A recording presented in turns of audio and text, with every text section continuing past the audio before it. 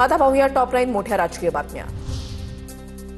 अपघातग्रस्त विमानाच्या ब्लॅक बॉक्सच्या आधारे तपास सुरू आहे। अपघाताचा चौकशी अहवाल येईपर्यंत राजकारण नको, केंद्रीय नागरी उड्डाण राज्यमंत्री मुरलीधर मोहोळ यांचं आवाहन। तटकरे पटेलांनी बैठक बोलावून सुनेत्रा पवारांना उपमुख्यमंत्री केलं, त्यामुळे ते विलन कसे ठरू शकतात, मुश्रीफांचा सवाल। तर दादांच्या निधनानंतर परिस्थितीनुसार निर्णय, हसन मुश्रीफांची प्रतिक्रिया। अजितदादांचं निधन विमान अपघातामुळे। अजितदादांच्या अपघाती निधनाचं कुणी राजकारण करू नये, भजंग सुनावणीबाबतच्या प्रश्नावर दत्तात्रय भरणेंची प्रतिक्रिया। मुंबई महापौरपदासाठी भाजपचा चेहरा ठरला। मुंबई अध्यक्ष अमित साटम यांच्याकडून रितू तावडेंच्या नावाची घोषणा, तर शिवसेनेचे संजय घाडी मुंबईच्या उपमहापौरपदाचे उमेदवार।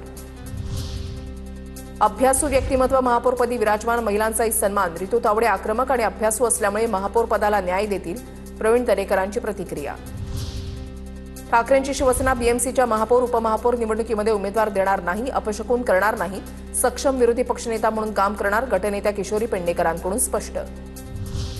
मुंबई पालिकेमध्ये 16 फेब्रुवारीला विरोधी पक्षनेता नेमणार, 20 फेब्रुवारीला स्थायी समिती अध्यक्ष, तर सुधार आणि बेस्ट समितीची निवड 23 तारखेला होणार, 25 तारखेला इतर समित्यांची अध्यक्ष निवड होणार।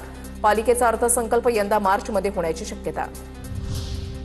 मुंबई महापालिकेच्या सुधार आणि बेस्ट समितीची निवड 23 तारखेला होणार, महापालिकेचा अर्थसंकल्प यंदा मार्चमध्ये सादर होण्याची शक्यता।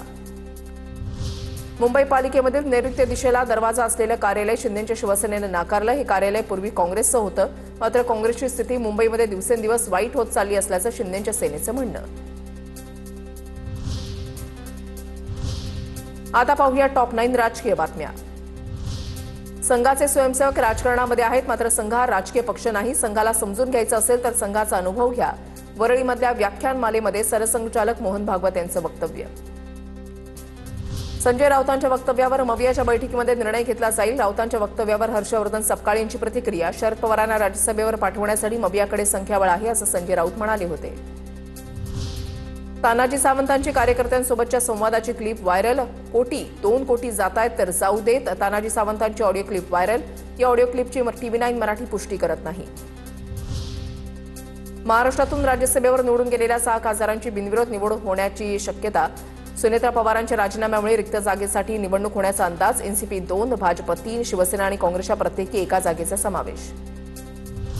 भारत अमेरिकेमध्ये द्विपक्षीय व्यापार व्हावा यासाठी चर्चा। इतर देशांच्या तुलनेमध्ये भारतावर कमी कर, अमेरिका भारत संबंध अधिक मजबूत करणार, केंद्रीय मंत्री पियुष गोयल यांचं वक्तव्य।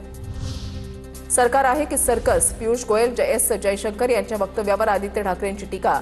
रशियन तेल खरेदीबाबत दोन्ही मंत्र्यांच्या वक्तव्यावर टीका।